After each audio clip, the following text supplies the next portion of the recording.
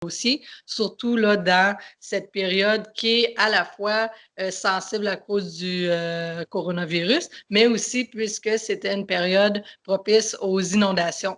Et donc, on devait être préparé. Les rencontres sont absolument nécessaires pour pouvoir être prêt à ces éventualités-là. Mais on est content de voir que cette année, là, pour l'instant, les inondations, c'est très stable, rien au-delà de la normale.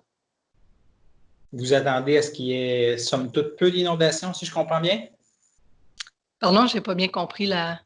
Vous attendez à ce qu'il y ait, somme toute, peu d'inondations cette année de la façon que c'est parti, là?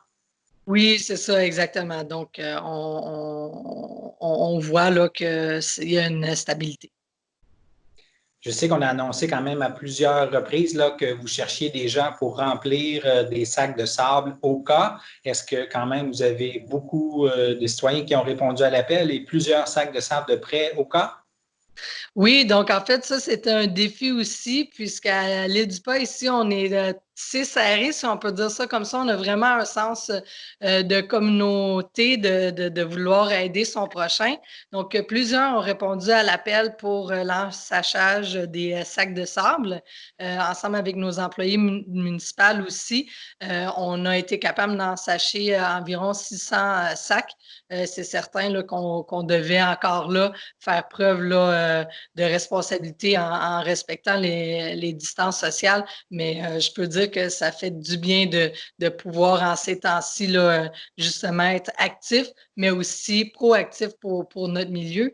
Et bon, l'ensachage de sable, donc, était vraiment en prévention pour les gens qui en auraient besoin pour protéger leur immeuble. On rappelle cependant que c'est la responsabilité du citoyen de se préparer là, à les conditions qui arrivent au printemps et que l'aide municipale, c'est un atout là, si jamais ça déborde le normal. Et heureusement, on voit que les gens étaient bien préparés en combinaison aussi bien, dans les milieux où les inondations sont récurrents. Et sinon, dans les endroits où il aurait pu avoir besoin de sacs de sable, cette année, ça n'a pas été nécessaire comme à l'année dernière et en 2017, par exemple. Donc, on est heureux de les avoir gardés, nos sacs de sable. Ils sont encore là puisqu'on est encore en période d'inondation, mais on croit qu'on n'en aura peut-être pas besoin, puis ça serait une bonne chose. Pour l'instant, d'après ce que j'ai pu apercevoir, c'est surtout le coin de la rue des Chalets ou Louis-Haute. Oui, c'est ça. Donc, la rue des Chalets, c'est des inondations là, récurrentes à chaque année. Les citoyens qui y habitent sont habitués, ils sont, je peux dire, immunisés en quelque sorte contre le niveau d'eau qui monte. Ils sont très bien organisés, même pour le transport, pour sortir de leur demeure, pour, par exemple, aller faire l'épicerie ou aller à leur lieu de travail, là. Donc, ça va bien. On est en contact avec eux pour s'assurer que tout va bien là, chez ces gens-là.